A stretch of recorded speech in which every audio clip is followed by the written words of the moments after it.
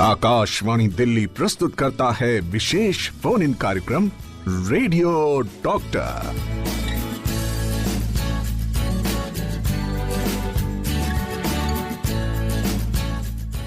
नमस्कार, radio doctor के अंक के साथ आपकी दोस्त शालिनी मित्तल। स्वीकार करिए मेरा प्यार भरा नमस्कार। दोस्तों, नशीली चीजों और पदार्थों के निवारण के लिए प्रतिवर्ष 26 जून को अंतर्राष्ट्रीय नशा निरोधक दिवस मनाया जाता है।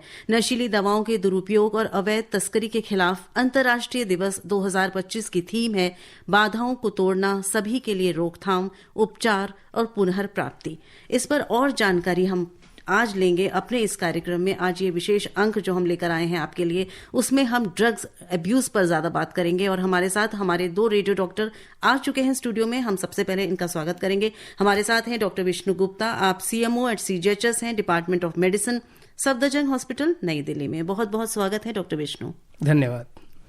हमारे साथ हमारे दूसरे एक्सपर्ट, दूसरे रेडियो डॉक्टर सुनील वात्सायन जी, आप डी एडिक्शन थेरेपिस्ट हैं, लाइफ कोच हैं और चेयरपर्सन हैं NADA India foundation, New Delhi में। बहुत बहुत स्वागत है आपका भी स्टूडियो में। धन्यवाद शालिनी जी। और आज ये मैं इसलिए कह रही हूँ कि बहुत ज़रूरी दिवस है जो international day against drug abuse and illicit trafficking जो आज मनाया जाता है। विश्व भर में इस दिवस को मनाने की ज़रूरत पड़ी, इसकी आवश्यकता क्यों पड़ी, इस पर सबसे पहले हम बात करेंगे। आप कुछ बताएं इसके बारे में, ये दिवस क्यों इतना इम्पोर्टेंट है? देखिए, ये जो दिवस है ये 1987 में जो कन्वेंशन हुआ, जिसमें नारकोटिक्स एंड साइकोट्रोपिक्स जो ड्रग्स थी, सब्सटेंसेस जी, और उनकी इलाज और इलाज के साथ साथ जो ट्रैफिकिंग है उससे संबंधित जो एक कन्वेंशन हुआ, तो उस समय ये सारे देश एक साथ इकट्ठे हुए और इकट्ठे होकर के उन लोगों ने एक विचार किया 1987 से और 1988 के दौरान जो है कि क्यों ना ये इसको हमें हर साल एक दिवस के रूप में मनाएं। मैं समझता हूँ कि 36 साल से तो मैं भी मना रहा हूँ। तो मुझे तो ऐसा लग रहा है जैसे दिवाली मनाई जाती है वैसे ही हम लोग इसको भी त्यौहार के रूप में ही मनाते हैं। और त्यौहार का मतलब है कि पूरे साल हम लोगों की तैयारी चलती है और फिर हम इसको एक दिवस के रूप में मनाते हैं। उस जागरूकता के लिए ये एक संकल्प को दोबारा से रीडेडिकेट करने का एक अवसर होता है कि, और जिस तरह से अभी आपने बताया कि जो थीम है, हर साल का एक थीम होता है, तो इस बार का जो थीम है वो रुकावटों को देखना है कि जो रुकावटें कहीं उन लोगों को जो कि नशे की तरफ जा रहे हैं, इलाज जो करवाना चाह रहे हैं वो नहीं पहुंच पाते, तो उनमें क्या रुकावट हो सकती है, क्या उनके साथ कोई ट्रीटमेंट रेडीनेस की बात हो सकती है।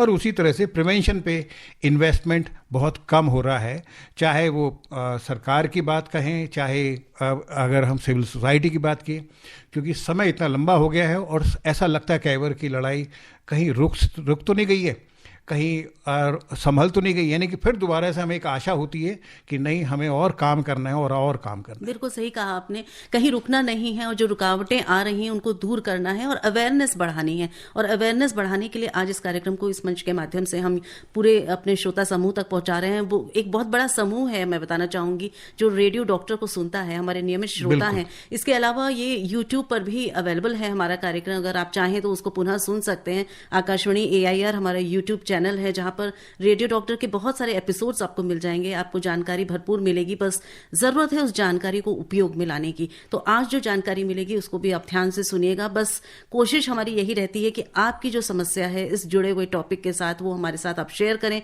हमारे जो एक्सपर्ट्स हमारे साथ मौजूद हैं वो उसमें आपको उसका क्या निवारण हो सकता है, सही किस तरह से उसको आप पूरी तरह से जानकारी प्राप्त कर सकते हैं, कहाँ से प्राप्त कर सकते हैं, ये भी यहाँ से हमारे रेडियो डॉक्टर्स आपको बताते हैं। तो आप हमें फोन करिए। फोन करने के लिए हमारी फोन लाइंस खुल चुकी हैं। नंबर मैं बता देती हूं, 011-2342-1080, 2342-1082।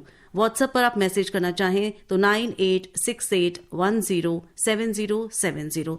मैं चाहूंगी डॉक्टर विष्णु, आप हमें ये बताएं कि कौन कौन से प्रकार के नशा जो अक्सर लोग करते हैं वो किस तरह के और कितने प्रकार के हो सकते हैं? देखिए, जो नारकोटिक्स, जो हम जिनकी ड्रग्स की बात करते हैं, वो बेसिकली 3 तरह के ड्रग्स होते हैं। एक तो होता है नेचुरल अकरिंग, जो मतलब नेचर में पाए जाते हैं। दूसरे होते हैं सेमी सिंथेटिक और तीसरे होते हैं सिंथेटिक ड्रग्स। जो नेचुरली अकरिंग जो प्रोडक्ट्स होते हैं, जो कि किसी प्लांट से मिलते हैं, जैसे ओपियम प्लांट से मिलता है, और ओपियम प्लांट से जैसे आपका मॉर्फिन हो गया, ओपियम हो गया, खुद हो गया, कैनाबिस से मिलता है, उसमें आपका जो गांजा हो गया, भांग हो गया, और तीसरा होता है कोकेन, जो कि आपकी कोका प्लांट से मिलती है। सेमी सिंथेटिक क्या होता है कि जो आपके नेचुरल अकरिंग प्लांट, जो ये ड्रग्स होते हैं, जो प्रोडक्ट्स होते हैं, इन्हीं को थोड़ा सा रिफाइंड करके बनाया जाता है। जैसे आपका हीरोइन है, ये सेमी सिंथेटिक फॉर्म है आपका ओपीएम प्लांट का। और जो सिंथेटिक प्लांट, जो सिंथेटिक कंपाउंड होते हैं वो टोटली सिंथेटिक होते हैं, केमिकली प्रोड्यूस किए जाते हैं, जैसे कि आपका एलएसडी हो गया, एमडीएमए हो गया, इस तरह के जो ड्रग्स होते हैं। तो इन तीनों का ही जो रोल है वो ऑलमोस्ट सेम ही होता है, सबका रोल। तो ड्रग्स का एब्यूज की बात होती है, जब हम आज बात कर रहे हैं ड्रग एब्यूज की बात होती है, तो ड्रग इसका मतलब फायदेमंद भी हो सकता है, तभी उसके एब्यूज की बात होती है। फायदा क्या होता है ड्रग्स का? देखिए, जब ये ऐसा नहीं है कि ओपियम आज हमें 1 साल पहले मिला है, 2 साल पहले मिला, सदियों पुराना प्रोडक्ट है, सदियों पुराना प्लांट प्रोडक्ट है। और इसी तरह कैनबिस है, ये भी सदियों पुराना प्लांट प्रोडक्ट है। पुराने ज़माने में इन चीज़ों को रिक्रिएशनल ड्रग्स के रूप में लोग यूज़ किया करते थे। कई जगह पे, जैसे किसी को मिलिट्री वगैरह के अंदर या युद्ध वगैरह होते थे, वहाँ पे एक तरह से एनाल्जेसिक की तरह यूज़ किया करते थे। जो सेनाएं होती थी, जो उनके कमांडर होते थे, वो इन जो प्रोडक्ट्स होते हैं उनको एक उनके लिए बूस्टर की तरह काम करते थे। उन्हें देखे कि वर्क, उनकी एफिशिएंसी या एनर्जी का लेवल जो एनहेंस कर देते थे, उसकी तरह यूज़ किया करते थे। तो वो तो इसका एक पहलू हो गया। और आज के मेडिकल साइंस में भी अगर हम देखें तो ओपिएड के जो कुछ प्रोडक्ट्स होते हैं जो कि ओपियम से मिलते हैं, सिंथेटिक रूप के अंदर जो रिफाइंड करके मिलते हैं, वो मेडिसिनल यूज में भी काम में आते हैं। जैसे मॉर्फिन के इंजेक्शंस होते हैं, वो किसी को सीवियर कार्डिक पेन होता है तो हम उसमें मॉर्फिन के इंजेक्शन लगाते हैं। कोई टर्मिनली इल पेशेंट, कैंसर का पेशेंट होता है, जिसको bone pen, severe bone pen होता है, जो किसी भी एनाल्जेसिक से ठीक नहीं होता, वो कई बार ओपिएड प्रोडक्ट से ठीक हो जाता है। तो ये इसके कुछ यूजेस भी हैं जी। लेकिन दिक्कत क्या होती है कि हम लोगों की एक आदत होती है कि जो चीज जिस अच्छे काम के लिए बनी होती है ना, उसको हम डिफरेंट वे में देखने लग जाते हैं कि हम उसको कैसा यूज करें। और यही अब्यूज, यही एक अब्यूज, वो शुरुआत उसकी ऐसे ही होती है जी। तो हमारे श्रोता हमारे साथ जुड़ना शुरू हो गए हैं, पहले हम इनको ले लेते हैं। हेलो जी नमस्कार। जी नमस्कार। जयकिशन अग्रवाल साइकिल मार्केट चांदनी चौक से बात कर रहा हूँ। जयकिशन जी, आपका स्वागत है। पहले आप बन गए हैं हमारे लिसनर जिन्होंने कॉल लगाई है आज जी। मैडम, बस आप लोग मिलवा देते हैं, सबसे बढ़िया बात ये है। जी, जानकारी लेना बहुत जरूरी है। और बताएं क्या प्रश्न है आपका? मेरा क्वेश्चन ये है कि जो भांग होती है, जो ठंडाई में बना के लोग पीते हैं और वो भी नशा होता है, तो क्या भांग पीना भी नशा है या नहीं है? नंबर 1। नंबर दूसरा, आदमी बीड़ी पी रहा है या शराब पी रहा है, जो भी पी रहा है, आज जितना हम सरकार का खर्चा इनको ठीक करने में लगता है, छोटा बच्चा भी सिगरेट बीड़ी पीने लगा है, खैमी खाने लगा है। और जो कुछ लड़के मैंने देखे हैं कि जो सलोशन को सूंघते हैं, वो भी एक नशा है। बस कृपया ये बताएं। जी जी, बहुत अच्छी बात और बहुत इम्पोर्टेंट बात आपने उठाई है अग्रवाल जी, कि नशा करने की जो आदत है वो बढ़ती जा रही है। इसके बारे में अभी मैं अपने विशेषज्ञों से पूछूंगी, लेकिन एक और श्रोता जुड़े हैं, इनसे बात कर लेते हैं। हेलो, मैं द्वारका दिल्ली से बोल रहा हूँ। अभी सुन पा रहे हैं आप मुझे? जी हाँ, अपना नाम बता दें। गिरिराज नाम है मेरा। और जैसे सिगरेट पीने की आदत पड़ गई है, वो आदत छूट नहीं रही है, तो उसके लिए क्या कर सकते हैं? चलिए, आप हमारा कार्यक्रम सुनिए। सबसे पहले तो इसमें बहुत सारी जानकारी आप तक पहुंचेगी, कैसे ये आदत छोड़नी है, ये भी बहुत इंपॉर्टेंट है। लेकिन पहले मैं जयकिशन अग्रवाल जी के प्रश्न पे आऊंगी। क्या भांग भी नशे में आता है? उन्होंने ये जानना चाहे। और बीड़ी सिगरेट का क्यों बढ़ रहा है, ये तो मैं बाद में बात करूंगी। भांग भी नशे में आता है? बिल्कुल, डॉक्टर साहब ने जैसे अभी बताया कि ये नेचुरल फॉर्म है, मगर इसको हम अगर देखें तो भांग या चरस, गांजा, ये एक ही प्लांट से ही तीनों चीज़ें मिल रही हैं। यहाँ सवाल आता है कि ये जो हमारा प्लांट है और ये जो चीज़ है, ये मूड अल्टर करता है हमारा। और मूड अल्टर का मतलब है कि यहाँ पर वो एक ऐसे भाव या ऐसी चीज़ें जिसको हम कहते हैं ड्रग इंड्यूस साइकोसिस, यानी कि वहाँ तक वो बीमारी तक पहुँच सकते हैं आप। तो ये जो चीज़ है, ये भांग हमारे यहाँ पर, क्योंकि उस समय इसका इस्तेमाल ट्रेडिशनली इस्तेमाल होता रहा है, बट ओकेजनल हुआ है। बट अगर वहां पर एक ऐसी स्थिति बन गई कि जहां पर वो रेगुलर ले रहे हैं, यूज से अब्यूज तक पहुंच गए और डिपेंडेंसी पहुंच गए अगर उसी के अंदर, तो वहां स्थिति अनमैनेजेबिलिटी की तरफ चली जाती है। कई स्टेजेस हो सकती हैं आपके हिसाब से कि कभी ओकेजनली ले लिया, साल में एक बार दो बार, तो मगर वो जो ओकेजनल भी है वो उतना ही नुकसान और परेशान कर सकता है जितना बार बार लेना है। अच्छा। क्योंकि आप जब एक बार लेते हैं तो उसमें जो आपकी मनस्थिति होती है वो आपको काफी कुछ पीछे ले जाती है, और उस पीछे में जो जाने में जो आपकी जो समस्या है वो और ज्यादा बढ़ती जाती है, क्योंकि आप समस्या का हल जो है वो भांग में जब आप ढूंढने लगते हैं तो समस्या आपकी बढ़ गई, चाहे वो एक बार ही ले या एक से अधिक बार ले। इसीलिए कहते हैं शायद कि लत पड़ जाती है, वो जो लत वाली जो एक बात कही जाती है ड्रग्स के साथ। नहीं, लत के साथ साथ, क्योंकि लत तो थोड़ी सी देर में पड़ती है। अच्छा। मगर जो पहला यूज ही है, मैं समझता हूँ कि अगर आप देखें उस समय जो हम, क्योंकि अल्टीमेटली अगर हम होली का एक मैं बात को कहूं कि होली पे अक्सर इसका इस्तेमाल होता है, वो सवाल आता है कि हम या तो स्पिरिचुअल पर्पस के लिए हम कोई ना कोई एक ऐसे कारण के लिए ले रहे होते हैं, मगर वो कारण तो पीछे छूट जाता है और वो बार बार का इस्तेमाल जो है हमारी लाइफ को अनमैनेजेबिलिटी की तरफ ले जाता है। तो ये बहुत जरूरी है कि जैसे ही आपने, क्योंकि आप अपने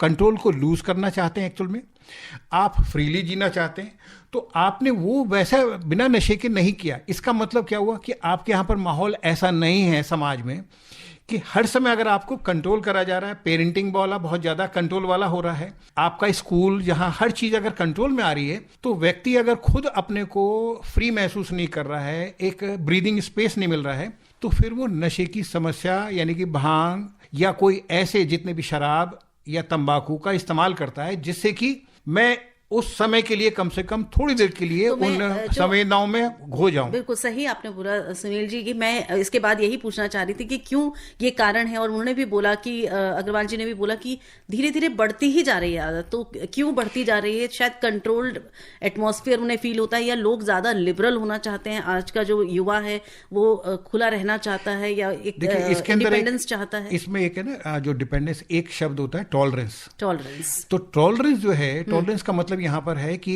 जो असर, चाहे वो भांग हो, चाहे वो अफीम का कोई भी एक क्वांटिटी, अगर मैंने 1 ग्राम ली है अभी, तो जो असर मैंने अभी महसूस किया है वही असर को लेने के लिए अगली बार या आने वाले टाइम में मुझे उसको बढ़ाना पड़ेगा। अच्छा। और वो धीरे धीरे बढ़ता जाता है, इसीलिए नशे का जो तरीका है वो भी बढ़ता जाता है।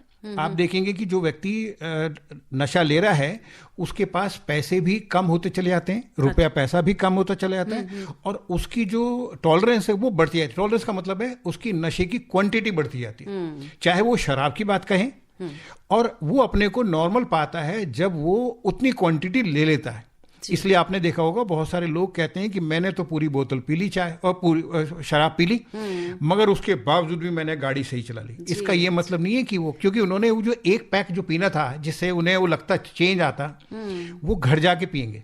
और इस बीच बॉडी अभ्यस्त हो चुकी है। अब वो केवल यानी कि बॉडी को नॉर्मल करने के लिए वो 1 बॉटल चाहिए थी। जी जी जी, हमारे एक श्रोता वेट कर रहे हैं लाइन पर। हेलो। नमस्कार जी मैडम जी, और डॉक्टर साहब को भी नमस्कार। मैं राजकुमार खावला से बोल रहा था जी। जी जी बताइए। मेरा सवाल है जी, आजकल ये नए नए बच्चे हैं जी, नई उम्र के, ये इंजेक्शन लेते हैं जी, कहते हैं कि इंजेक्शन लगाते हैं कोई नशे के, तो ये कौन से इंजेक्शन होते हैं और कितना नुकसान करते हैं बच्चों को जी? हम पूछ रहे हैं। डॉक्टर साहब हैं, डॉक्टर विष्णु हमारे साथ। डॉक्टर साहब, इंजेक्शंस किस चीज के होते हैं और कितना नुकसान कर सकते हैं आपको? देखिए, जितने भी ये सिंथेटिक ड्रग्स होते हैं, सेमी सिंथेटिक होते हैं, ये सभी 3 रूप में बेसिकली लिए जाते हैं। या तो ये ओरली लेते हैं, इन लोगों ओरल लेते हैं, जिसमें छोटे से गोलियां बना के या एक किसी फूड में मिला के लेते हैं। सेकंड, उसका पाउडर फॉर्म होता है जिसको स्निफ करके लेते हैं। तीसरा फॉर्म क्या होता है कि उसको वो डाइल्यूट कर लेते हैं, पानी में मिला लेते हैं, फिर उसके इंजेक्शन बना के लगाते हैं। तो बेसिकली मोस्ट कॉमनली जो ड्रग यूज होता है, आईवी इंजेक्टेबल ड्रग अब्यूजर करते हैं, वो हीरोइन का करते हैं। तो ये जो हीरोइन होती है, ये बेसिकली ओपीएम का प्रोडक्ट होता है। जो रिफाइंड फॉर्म है ओपीएम का, उसका प्रोडक्ट है, जिसको कि इंजेक्टेबल वो यूज करते हैं। हमारे श्रोता भी वेट कर रहे हैं फोन लाइन पर, इनसे बात कर लेते हैं। हेलो। हेलो जी जी, स्वागत है रेडियो डॉक्टर में आपका। काली मैम नमस्ते, अमित जी बात कर रहा हूँ। जी जी अमित जी, बताएं क्या प्रश्न है आपका? मैडम, प्रश्न मेरा उन इंसानों के लिए है जो इंसान खुद तो मतलब नशा करते करते हैं, दूसरे को धकेलने के लिए बोलता है कि आप भी करो, और इस चीज से मनोबल बढ़ता है। तो उन इंसानों को आप क्या संदेश देना चाहेंगे? बिल्कुल बिल्कुल, बहुत जरूरी बात है। और अभी हम बात कर ही रहे थे कि क्या कारण होते हैं कि युवा इसमें ज्यादा के ज्यादा अट्रैक्ट हो रहे हैं, तो ये भी एक कारण है उसमें। क्यों सुनील जी, कि लोग खुद तो ले ही रहे हैं और दूसरे जो बच्चे होते हैं या उनका ग्रुप होता है वो उनको मोटिवेट करते हैं कि लेके तो देखो, ट्राई तो करो। वो कहाँ तक इसमें रिस्पॉन्सिबल होते हैं, जैसा ये अमित जी जानना चाह रहे हैं। जी अमित जी ने, मैं समझता हूँ, बड़ा जिसको कहेंगे कि समझ भरा प्रश्न है। और ये बहुत ज़रूरी है कि जो दूसरा व्यक्ति है हमारे साथ, यानी कि हमारी जो संगत है, वो बड़ी इंपॉर्टेंट हो जाती है। परेशानियां, उतार चढ़ाव लाइफ में सभी की आ जाती है। कोई भी व्यक्ति कमज़ोर नहीं होता। जो उसका जो मोमेंट है, जो समय है, वो कहीं ना कहीं कमजोरी देखता है। तो जब वो कमजोरी देखता है तो वो हल ढूंढ रहा होता है, और हल अगर परिवार में नहीं मिला और परिवार से अगर उसको नहीं मिला तो वो बाहर जाता है। उसी में ही अगर कोई व्यक्ति नशा लेता था, क्योंकि उसने उसके लिए तो उसके पास तो टेस्टेड थ्योरी हैगी, उसके पास एक टेस्टेड तरीका है कि मैंने नशा लिया तो मैं ठीक हो गया। तो वो जो बट उसके पास बड़ी लिमिटेड जानकारी है। और अगर आप जैसा व्यक्ति अगर कोई उसको मिल जाता है तो मैं समझता हूँ उसको ऐसी जगह रोक सकता है जहाँ पर वो उसको एंगेज करे, उसके साथ संबंध कनेक्ट करे, उसको एम्पावर करे, रिवाइटलाइज करे। यानी इसको हम कहते हैं ECPR, यानी कि उसको अगर हम उसके दिल जो टूटा है उसको अगर जोड़ने का प्रयास कर दें तो शायद उस दवा की जरूरत ना पड़े, क्योंकि अभी वो इतना बीमार नहीं हुआ है। ये बहुत, जिसको कहते हैं ना, यूज़ की स्थिति है, अभी वो एडिक्ट नहीं बना है। और वही जो पहले 3-4 दिन है वही बड़े महत्वपूर्ण हैं। और अगर वो व्यक्ति जिसने, जैसे उन्होंने कहा, जो उसको प्रमोट कर रहा है या उसको सलाह दे रहा है, और अगर वो बार बार मिलता रहा, रीइंफोर्स होता रहा, तो वाकई वो फिर एडिक्शन की तरफ और क्रेविंग की तरफ चला जाता है। जी, तो बहुत जरूरी है इसमें कि जो पहले 3 दिन है, पहले के दिन है कि परिवार जो है उसकी तरफ ध्यान दे, उसकी जो मतलब जो उसमें बदलाव आ रहे हैं उसकी तरफ ध्यान दे। गुमसुम है या बहुत ज्यादा एक्साइटेड है, ये दोनों ही स्थितियां ऐसी हैं जिसके अंदर वो उसमें हमारे को थोड़ा सा अलर्ट हो जाना चाहिए। अलर्ट तो मैं समझता हूँ बहुत पहले हो जाना चाहिए, क्योंकि एक दिन में ये समस्या नहीं आती। समस्या का वो हल ढूंढ रहा होता है, बच्चा कह लीजिए, युवा कह लीजिए, एडल्ट कह लीजिए, कोई भी। तो क्या लक्षण है जो लक्षण जो है इसके अंदर, जो पहली चीज तो वो यही आती है कि मैं अपने को अकेला, या मैं अकेले का मतलब है कि मैं अपने को अपना प्राइवेट स्पेस ढूंढता हूँ। तो प्राइवेट स्पेस में ऐसा कमरा भी हो सकता है जिसमें मैं बंद करके अपना पढ़ रहा हूँ, बट पढ़ रहा हूँ, हो सकता है प्रिटेंड कर रहा हूँ बट मैं ना पढ़ ना रहा हूँ। मैं टॉयलेट जाता हूँ और वहाँ 1 घंटा लगाता हूँ।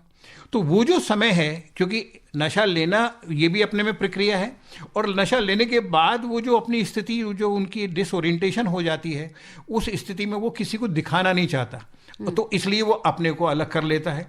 एक तो ये आ जाता है। दूसरा ये कि जो उसकी आपने बदलाव एकदम देखा, जो एक्साइटमेंट जो आपने, क्योंकि विचार 2 ही तरह के होते हैं, या तो बहुत ज़्यादा तेज हो जाते हैं या बहुत ज़्यादा हम स्लो हो जाते हैं, यानी कि हम कहीं ना कहीं डिप्रेशन की तरफ जा रहे हैं, सैडनेस की तरफ जा रहे हैं। तो वो एक स्थिति है कि जब हम उस, जिसको कहते हैं ना, दिल टूटा है। दिल टूटने का मतलब यहाँ केवल प्रेमिका और प्रेमिका से नहीं है, माँ का कुछ कहना भी एक दिल टूटना का कारण बन जाता है, पिता का कहना या किसी काम करने वाले सहयोगी का कुछ कहना।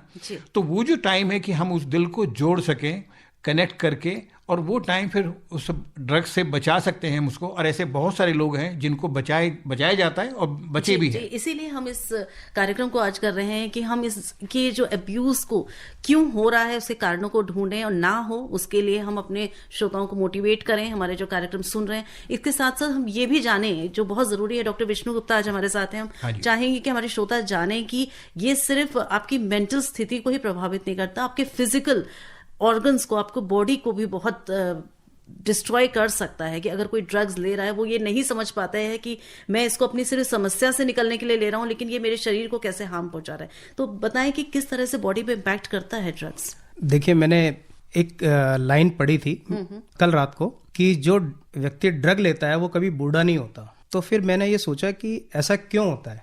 फिर मैं थोड़ा सा इसमें डीप में गया तो मुझे ये मालूम चला कि वो व्यक्ति बूढ़ा इसलिए नहीं होता है कि वो जल्दी मर जाता है, तो बूढ़ा होने की नौबत ही नहीं आती। ये एक लाइन में आपने इतनी बड़ी बात जो बोली, जो मैंने कल पढ़ी थी कि आप कभी भी किसी ड्रग अब्यूज वाले पेशेंट्स को आप देखते हो तो आपको हमेशा वो मैक्सिमम 30-40, मतलब 40 तो बहुत मैक्सिमम मैंने बोल दी, 40 तक तो कभी पेशेंट मिलता ही नहीं है। अच्छा। या तो यंगर मिलेंगे, 12-13 से स्टार्ट हो जाते हैं, और 30-35 पे मैक्सिमम मिलता है। 30-35 के बाद में या तो वो इंसान वो ड्रग छोड़ चुका होता है या दुनिया छोड़ चुका होता है। ये 2 लाइनें हैं जो इस पूरे क्रक्स को आपको बता देंगी कि उसके बॉडी पे क्या इफेक्ट पड़ता है। बिल्कुल बिल्कुल, आपने स्पष्ट कर दिया, लेकिन फिर भी हम थोड़ा सा वो मैं आपको बताना चाहूंगा कि जैसे जब भी कोई व्यक्ति ड्रग लेता है, किसी भी तरह का ड्रग लेता है, तो उसमें 2 तरह के साइड इफेक्ट होते हैं। एक तो इमीडिएट साइड इफेक्ट होते हैं और एक होते हैं लॉन्ग टर्म साइड इफेक्ट। तो इमीडिएट साइड इफेक्ट बेसिकली वो जो इमीडिएट साइड इफेक्ट जो जिसको हम बोलते हैं ना, वो साइड इफेक्ट नहीं होते। उस पेशेंट के लिए वो एक बेटर इफेक्ट, मतलब एक रिवार्डिंग इफेक्ट या रीइंफोर्समेंट इफेक्ट होते हैं। जैसे ही वो ड्रग लेता है वो एक अलग ही दुनिया में पहुंच जाता है, यूफोरिया हो जाता है उसे। उसको लगता है कि मैं पता नहीं कौन सी दुनिया में आ गया, मुझे एक अजीब सी खुशी, एक अजीब सा सेंसेशन उसकी बॉडी को लगता है। साथ ही साथ उसका क्या होगा कि आपको थोड़ी सी स्वेटिंग होगी, उसकी थोड़ी सी हार्ट रेट बढ़ जाएगी, पैल्पिटेशन होने लगेगा, थोड़े सा उसकी जो रेस्पिरेटरी रेट है वो थोड़ी सी बढ़ जाएगी, चेहरे पे फ्लशिंग आ जाएगी। ये सब चीज़ें वो इमीडिएट होती है। जो धीरे धीरे जो लंबे टाइम तक ड्रग लेते हैं वो उनमें ये चीजें धीरे धीरे दब जाती हैं, क्योंकि उसमें टॉलरेंस डेवलप होने लग जाता है। लेकिन जो उसको खुशी वाला जो हिस्सा है वो उसका हमेशा आगे बढ़ता रहता है। उसको बस ये है कि उस खुशी को पाने के लिए वो ड्रग्स की डोज बढ़ाता जाता है या फ्रीक्वेंसी बढ़ाता जाता है। लेकिन आप एक चीज ध्यान रखिएगा कि ये कोई भी ड्रग है, जो भी हम बॉडी के अंदर एक्सटर्नल चीजें लेते हैं वो हमारी बॉडी में जाके मेटाबोलाइज होती है। चाहे अगर हम फूड की बात करें तो फूड भी जो यूजफुल चीज होती है उसे बॉडी हमारी एक्सेप्ट कर लेती है, बाकी जो बचता है उसे यूरिन या फीसिस के थ्रू बाहर फेंक देती है। उसी तरह कोई भी ड्रग अगर हमारी बॉडी में जाएगा, अगर वो सिंथेटिक होगा, नेचुरल होगा या सेमी सिंथेटिक होगा, किसी भी तरह का होगा, तो मेटाबोलाइज होगा ही होगा। मेटाबोलाइज होगा तो डेफिनेटली वो किडनी और आपके लीवर को अफेक्ट करेगा। किडनी में लॉन्ग टर्म में किडनी फेलियर हो जाएगा, लीवर के अंदर लीवर फेलियर हो जाएगा। सिमिलरली वो जो ड्रग्स होते हैं वो आपके मेटाबॉलिज्म को इंक्रीज कर देते हैं। तो इनिशियली आपके हार्ट के ऊपर पंपिंग लोड बढ़ता है, आपके हार्ट की वर्क कैपेसिटी बढ़ती है, तो धीरे धीरे आपके हार्ट के अंदर जो मसल्स होती हैं वो स्टिफ हो जाती हैं और वो इन्फाक्शन या यूँ कहें कि हार्ट अटैक की तरफ भी चले जाते हैं। सिमिलरली जो ब्रेन होता है वो धीरे धीरे आपका जो न्यूरॉन्स होते हैं वो डीजनरेट होने शुरू हो जाते हैं। जब न्यूरॉन डीजनरेट हो जाते हैं तो आपकी मेमोरी इंपेयर्ड हो जाती है, आपका कोऑर्डिनेशन डिक्रीज हो जाता है, आपका सोशल इंटरेक्शन दूसरों के साथ होता है वो डिक्रीज हो जाता है, आप अकेला रहना ज़्यादा पसंद करते हैं, आपको दूसरों से कोई मतलब नहीं होता। फिर इन सब चीज़ों से क्या होता है कि जो आपका सोशल जो सर्कल है वो छोटा होता चला जाता है। तो कोई भी ड्रग अब्यूज़ करता है या जो ड्रग एडिक्ट होता है या ड्रग डिपेंडेंट होता है, उस पेशेंट में वो अकेला अपना खुद का नुकसान नहीं करता, वो अपनी फैमिली का भी नुकसान करता है, अपने समाज का भी नुकसान करता है और अपने देश का भी नुकसान करता है। बिल्कुल सही बात बोलिए। इसीलिए ये सबका ही दायित्व बन जाता है, क्योंकि सारे ही लोग ही इम्पैक्ट होते हैं। एक इंसान अगर ड्रग लेता है तो वो अकेला इम्पैक्ट नहीं होता है, उसके साथ उसके दोस्त, उसकी फैमिली, उसके कार्यस्थल के लोग, सभी लोग, कुलीग्स, पूरा सोसाइटी एज अ होल भी इम्पैक्ट होती है। तो बहुत जरूरी है कि इसके दुष्प्रभावों को हम जानें, उनको दूर करने की कोशिश करें। बहुत सारे मैसेजेस हमारे पास आ गए हैं। हमें लिखा है सागर जी ने, विजयपुरा कर्नाटका से, 25 साल के हैं। इन्होंने लिखा है कि एडिक्शन स्पेशली इंटॉक्सिकेशन, इससे कैसे बचा जा सकता है, इसका कोई उपाय बताएं। देखिए, मैं तो ये कहूंगा कि आप एडिक्शन ही नहीं करिए ना, कि इंटॉक्सिकेशन के स्टेज तक पहुंचते क्यों है। मेरा तो कहने का मतलब ये है कि आप अगर मान लो कि जो चीज़ आपके लिए बॉडी के लिए हार्मफुल है तो उसका 1 ग्राम या उससे भी छोटी क्वांटिटी भी आपको लेनी क्यों, क्योंकि इंटॉक्सिकेशन जब भी होता है या तो आप उसको रैपिडली लेते हैं या आप डोज ज़्यादा लेते हैं। तो इंटॉक्सिकेशन से बचने का बेस्ट तरीका तो यही है कि आप उसको ले ही ना। जी जी। और पैंथर तोमर जी लिख रहे हैं किशनगंज दिल्ली से कि इन्होंने बहुत सारे और सवाल भी किए हैं पर वो हमारे कार्यक्रम से संबंधित नहीं है। ये लिख रहे हैं कि मेथाम्फेटामाइन ड्रग क्या होती है और क्या भारत सरकार द्वारा भी ड्रग डी एडिक्शन सेंटर्स खोले जा रहे हैं। तो पहला तो सवाल मैं डॉक्टर विष्णु से करूंगी, दूसरा सवाल डॉक्टर सुनील जी आपसे करूंगी। मेथाम्फेटामाइन ये कौन सा ड्रग है? मेथाम्फेटामाइन जो ड्रग होता है बेसिकली ये एक्टेसी ड्रग के कैटेगरी के अंदर आता है। ये इसका रिफाइंड वर्जन होता है एमडीएमए। ये जो बेसिकली ड्रग होता है ये वही अगेन यूफोरिक होता है, एक्टेटिक होता है। मतलब जैसे ही आप लेते हैं ना तो आपको एक हेलुसिनेशन में पहुंच जाते हैं। आपको लगता है कि एक अजीब सी फीलिंग आने लग जाती है कि आप सोचते कुछ और है, हो कुछ और रहा होता है, या आपको ऐसा लगता है कि मैं किस दुनिया में जी रहा हूँ। मतलब एक एक्टेसी जो फीलिंग होती है, एक यूफोरिया की फीलिंग होती है, उस तरह की फीलिंग आने लग जाती है। ये सिंथेटिक ड्रग होता है। इसीलिए शायद ज्यादातर डॉक्टर साहब जब लोग परेशानी में होते हैं, कोई उनकी समस्याओं से निकल रहे होते हैं, तब शायद इस दिशा पर ज्यादा जाते हैं। जैसा आप कह रहे हैं कि एक यूफेरिया टाइप की कुछ फीलिंग है कि वो इंसान सच्चाई से कटकर कोई एक इमेजिनरी दुनिया में चला जाता है। शुरुआत कई बार जो ड्रग्स की होती है वो बेसिकली दो तरीके से होती है, जैसे कि आपने बताया कि उसके जीवन में कोई समस्या है या उसको लगता है कि मैं एकदम से अकेला पड़ गया हूं या मेरा कुछ दिल टूट गया है या कुछ ऐसी चीजें होती है, तो वो उस चीज से भागने की कोशिश करता है बजाय उससे लड़ने की। और उस भागने की जो दौड़ होती है ना, उसमें वो सबसे पहला जो ऑप्शन चुनता है वो ड्रग्स चुनता है, चाहे वो सिगरेट के रूप में हो, चाहे वो अल्कोहल के रूप में हो, या फिर किसी सिंथेटिक या हशीश या गांजा या उसके रूप में हो। जी जी। तो यहाँ पर मैं ये कहना चाहूंगी, हमारे जो एक्सपर्ट्स वो भी ये कह रहे हैं कि समस्याएं सबकी जिंदगी में आती हैं। सुनील जी ने भी कहा कि कोई जिंदगी ऐसी नहीं है जहाँ समस्या ना हो, पर उसे फेस करना सीखिए और समाधान भी यही मिलता है। अगर आप उसको समाधान ढूंढें तो आपके दोस्त हैं, आपके सर्कल है, आपका समाज है, आपको मदद करने के लिए तत्पर है, पर आप सिर्फ अपना हाथ बढ़ाएं और सहयोग मांगे। हमारे एक लिसनर वेट कर रहे हैं। हेलो, मैं राजेंद्र बोल रहा हूँ। जी राजेंद्र जी, हाँ जी बताएं। हाँ, पहले तो शालिनी मैम को शालीनता से ही नमस्कार। जी नमस्कार राजेंद्र जी, आप अपना क्वेश्चन कर लें। टॉपिक रिलेटेड दोनों एक्सपर्ट भाईबान को भी तहे दिल से नमस्कार और आभार। नमस्कार। जी, मेरा पहला सवाल तो डॉक्टर साहब ये है कि पिछले 3 दिन से मैं चाय नहीं पी रहा हूँ, कॉफी, तो मुझे भी अजीब सी बेचैनी घबराहट हो रही है। तो क्या इसको भी हम ड्रग्स में या नशा का ही एक पार्ट मानते हैं? पहला सवाल मेरा ये है। दूसरा सवाल ये कि मैंने बचपन से बीड़ी पी, सिगरेट पी, पर आदत नहीं डाली, गुटखे खाए, तम्बाकू खाए, आदत नहीं डाली, शराब पी। तो मेरे से किसी ने कहा कि अगर आप बीड़ी पियोगे तो उससे पेट की हाजमा दूर होता है, नाक से धुआं निकालोगे तो जुकाम दूर होता है। तो इस तरह के लोगों ने मुझे बीड़ी पीनी सिखलाई। और सिगरेट के लिए भी कुछ ऐसे ही कहा कि अगर नाक से धुआं निकालोगे तो आपका जो है वो जुकाम दूर होगा और पेट का हाजमा दूर होगा, 40 जो है वो क्लियर साफ होती है। तो जब बीड़ी पी तो लोगों ने कहा आप सिगरेट पियो, तम्बाकू रोटी खाई तो तम्बाकू खाओ। अब दूसरा सवाल मेरा ये कि बीड़ी सिगरेट में से ज्यादा बेटर नशा, ज्यादा खतरनाक नशा कौन सा है? और शराब और भांग में से, और गुटखे और तम्बाकू में से? दूसरा सवाल मेरा है। तीसरा सवाल मेरा गुजारिश आपसे ये है कि कई लोग ऐसे, और थोड़ा सा टॉपिक से रिलेटेड हटकर सवाल है कि 97 साल के लोग होते हैं, फिर 70 साल के लगते हैं, और कई जो है 30 साल के होते हैं, फिर 70 साल के लगते हैं। इसकी वजह क्या होती है? तो जरा इस पर प्रकाश डालें, बड़ी मेहरबानी होगी। चलिए, बहुत बहुत धन्यवाद। अपने बहुत सारे प्रश्न किए हैं। डॉक्टर साहब, चाय कॉफी का भी कहते तो हैं नशा ही है, ये भी कहाँ तक सही है? देखिए, चाय कॉफी को नशा कहना थोड़ा सा मुश्किल है।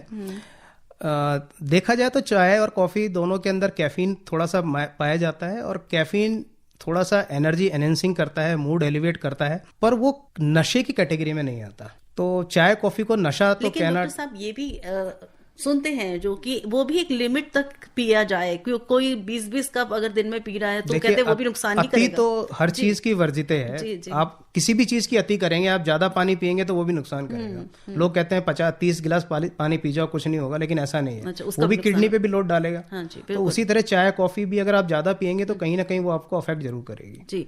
और दूसरा जो ये प्रश्न था कि बीड़ी, सिगरेट, इन्होंने काफी सारे चीजों के नाम लिए, उनके लिए एक लाइन सिर्फ ये है कि आपने जिन भी चीजों का नाम लिया उसमें से कोई भी एक दूसरे से सुपीरियर नहीं है, सारे सबके सब इन्फीरियर हैं। चाहे वो बीड़ी है, सिगरेट है, तंबाकू है, चाहे अल्कोहल है, ये सारे के सारे जो चीज हैं वो किसी भी कैटेगरी के अंदर एक दूसरे से सुपीरियर नहीं कहे जा सकते। जी। जो चीज खराब है वो खराब ही रहेगी। आप एक चीज को सुपीरियर कह के या एक चीज को इन्फीरियर कह के आप उसको मतलब केवल मन को बहला रहे हैं, मन को नहीं बहला, मन को बहला रहे हैं। और दूसरा ये कि क्योंकि तंबाकू है वो लीगल है, 18 साल के बच्चे अगर नीचे है तो उसके लिए लीगल है, इसलिए कई बार हमें लगता है कि ये हल्का है।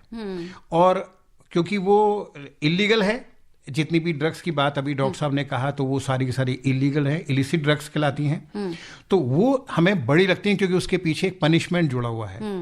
बट कहीं ना कहीं अगर हम सेहत की बात करें तो चाहे वो जैसे डॉक्टर साहब ने कहा कि वो जो केमिकल है वो हमारे को नुकसान, जैसे अभी एक पहले कॉलर ने कहा था एसीटोन का इस्तेमाल करते हैं। मेरा जो लाइफ में पहला जो ड्रग यूज़र मुझे मिला 16 साल का बच्चा, वो पेट्रोल को स्निफ करता था।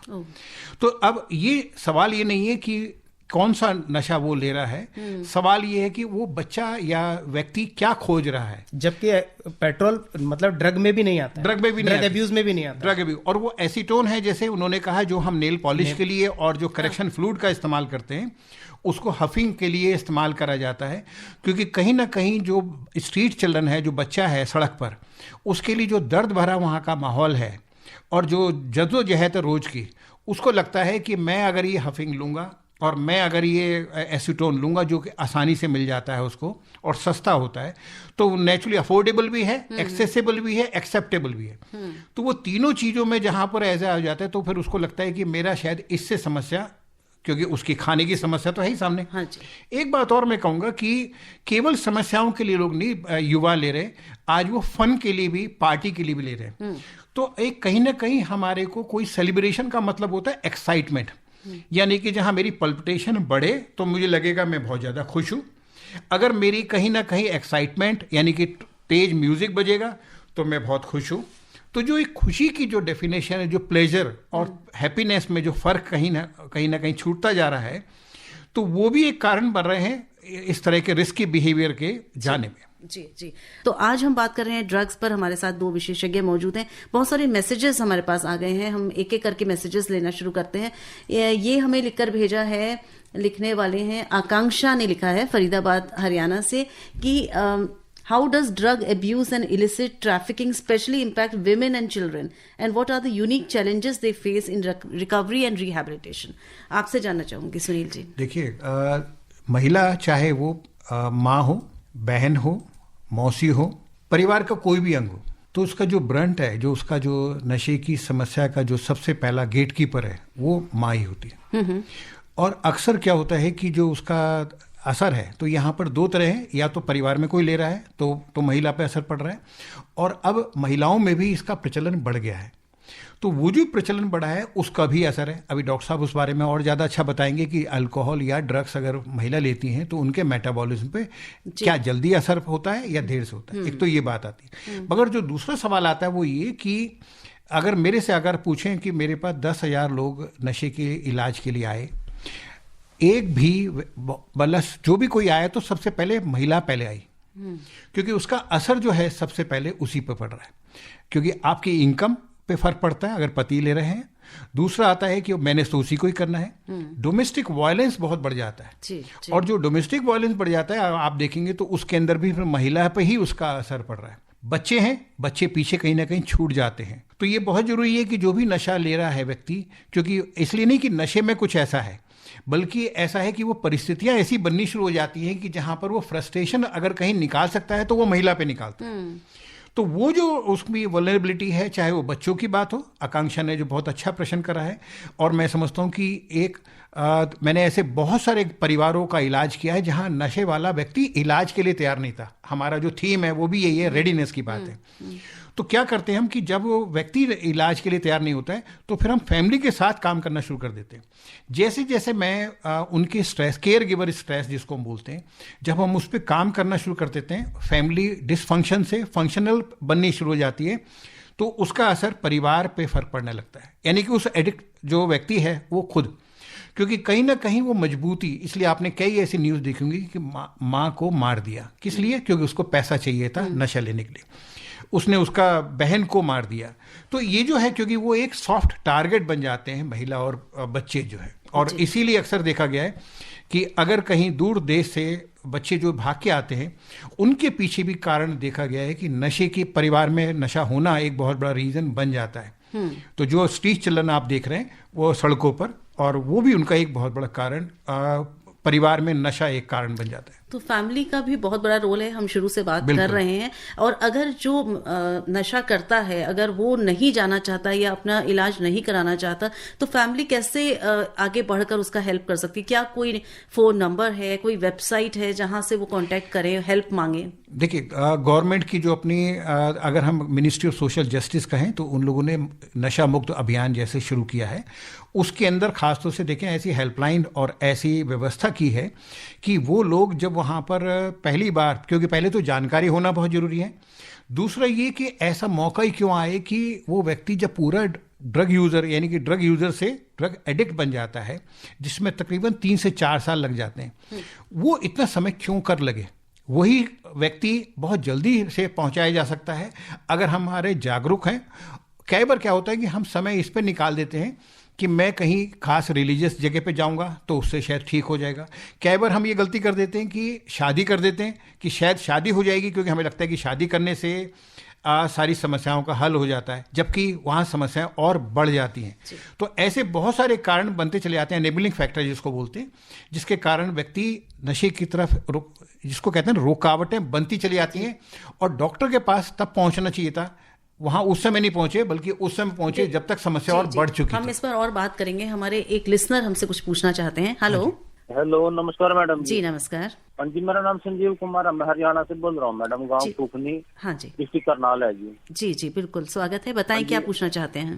जी मैडम जी, मैं मतलब दिमाग के दवाइयाँ लेता हूँ कई सारी, काफी सालों से, 23 साल से, 2002 से, और उसमें एक ऐसी दवाई आती है क्लोनाजेपम होती थी पहले, और अब है ये अल्प्राजोलम। तो इनके बगैर तो नींद आती नहीं मैडम, सारी रात, जैसे कभी 3:30 बजे सोएंगे, कभी 3 बजे सोएंगे, और बीपी और शुगर भी है मैडम। अब तो प्लीज आप ये बताइए भाई, ये अल्प्राजोलम और ये क्लोनाजेपम क्या उसमें मतलब नशे वाली कैटेगरी में आती है? जी डॉक्टर साहब सुन रहे हैं आपको, डॉक्टर विष्णु बताएंगे।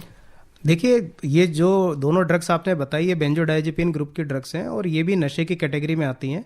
लेकिन आप एक चीज़ समझिएगा कि जो ड्रग्स हैं वो अगर आपके हेल्थ बेनिफिट के लिए यूज़ की जा रही हैं तो फिर आप उसको ड्रग की तरह ट्रीट मत करिए।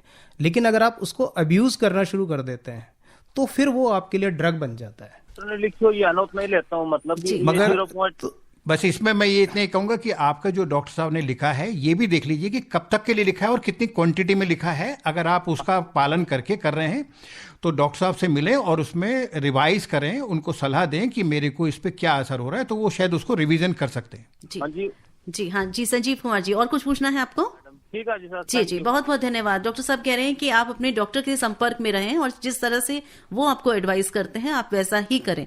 और हमारे पास ये मैसेज आया है, नवप्रीत कौर जी ने पंजाब से लिखा है, what kind of drug awareness and prevention education should be integrated in school curriculum to effectively inform and protect young people. बहुत ज़रूरी है लोगों को, बच्चों को इन्फॉर्म किया जाए, बच्चों को बताया जाए। तो हम बहुत विस्तार से तो नहीं बात करेंगे क्योंकि ये रेडियो डॉक्टर है, यहाँ पर हम स्वास्थ्य संबंधी ज़्यादा बात कर रहे हैं, लेकिन इस तरह की आवश्यकता ज़रूर है कि लोगों को इस बारे में बताया जाए कि ड्रग के क्या नुकसान हैं। कुछ कहेंगे आप? मैं इसमें एक छोटा सा अपना, क्योंकि जो नाडा इंडिया फाउंडेशन है वो हम लोग इसमें कार्य कर रहे हैं जी, खास तौर से युवाओं के साथ काम करें, क्योंकि हम ये मानते हैं कि जिन पे असर हो रहा है या जिनको टारगेट किया जा रहा है उन्हीं को ही हम असरदार बनाएं। तो मैंने देखा कि ऐसे सैकड़ों हमारे साथ युवा लोग जुड़े हैं, अलग अलग, चाहे जमशेदपुर से हों, शिमला से हों, इस तरह से अलग अलग जगह से।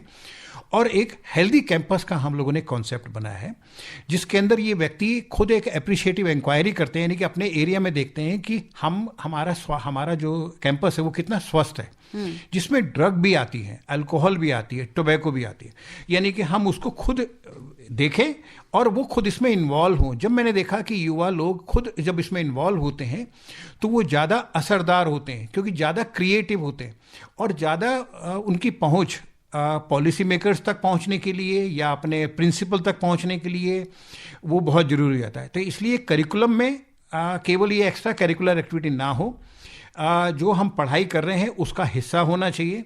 और जो इंटर्नशिप आजकल मैं देखा कि स्कूल्स में, कॉलेजेस में होती है, तो ऐसी सिविल सोसाइटीज़ के साथ अगर आप जुड़ते हैं तो आप अपने को और ज़्यादा अपने को लाभान्वित कर पाते हैं और नशा मुक्त कर पाते हैं।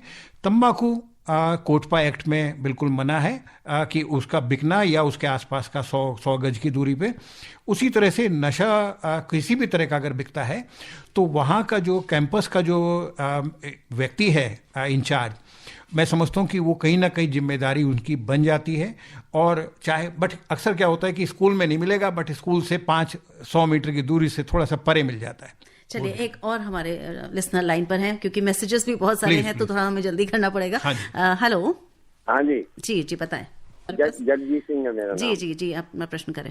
हम ये पता करना चाहते हैं कोई ऐसा नशा भी है जो शरीर में थोड़ी ताकत देता हो कभी कभी लेने से? हम यहाँ बात कर रहे हैं कि नशा नहीं करना है, बिल्कुल नहीं करना है, और ताकत के लिए आप डॉक्टर के पास जाएं, वो आपको टॉनिक्स देंगे और वो ही लें, जो डॉक्टर कहें बस वो ही लें। इसके अलावा अगर अपनी तरफ से आप कोई ड्रग को ट्राई करते हैं तो ये आपके शरीर को और ज्यादा नुकसान पहुंचा सकती है। धन्यवाद। एक लाइन में इसमें ऐड करना चाहूंगा। जी बिल्कुल। मैंने मतलब कई लोगों से सुना है और कुछ लोगों में मेरे कुछ पेशेंट्स ने मुझे बताया भी है कि कुछ तरह का नशा करने से सेक्सुअल पावर एनहेंस होती है। ये आप कहिए कि सही बात है या गलत बात है, ये आप अपना डिसीजन खुद लीजिएगा। शुरुआत में हो सकता है कि क्योंकि ये जो ड्रग्स हैं ये एक एनर्जी एनहेंसर की तरह काम करते हैं, तो हो सकता है कि आपको एक सेक्सुअल विगर या कुछ जो है वो आपको बढ़ा दें, लेकिन धीरे धीरे वो आपको जकड़ लेते हैं। तो मेरा ये मानना है कि जो आप पूछना चाह रहे थे ना कि कोई ऐसा ड्रग है या कुछ ऐसी चीज है जो कभी कभी ले लें, तो ये जो कभी कभी वाला वर्ड शुरू होता है ना, यही आगे चल के रोजाना में कन्वर्ट हो जाता है। तो बिल्कुल नहीं। तो मेरा कहना ये है, ये कभी कभी आपको वर्ड यूज करना ही नहीं है। जी बिल्कुल। और ये मैसेज हमारे पास आया है, चेतन जी ने लिखा है उदयपुर राजस्थान से कि ऐसे कौन से फैक्टर्स होते हैं जो किसी यूथ को वनरेबल कर देते हैं कि वो ड्रग अब्यूज या इसमें इन्वॉल्व हो, या कोई रिस्क फैक्टर्स होते हैं। तो हम इस बारे में बात कर चुके हैं काफी विस्तार से। हमें सुनील जी ने बताया था किस कारण से यूथ आज का बढ़ रहा है नशे की ओर। इसके अलावा ये प्रश्न हमें भेजा है कि क्या हेल्थ केयर प्रोफेशनल्स का भी कुछ रोल हो सकता है early intervention prevention of drug abuse, particularly in identifying at risk individuals. लिखकर भेजा है श्रेया मिश्रा जी ने ये। देखिए, हेल्थ केयर प्रोफेशनल का रोल डेफिनेटली होता है, लेकिन मेरे ख्याल से हेल्थ केयर प्रोफेशनल से पहले रोल जो होता है वो घर का होता है।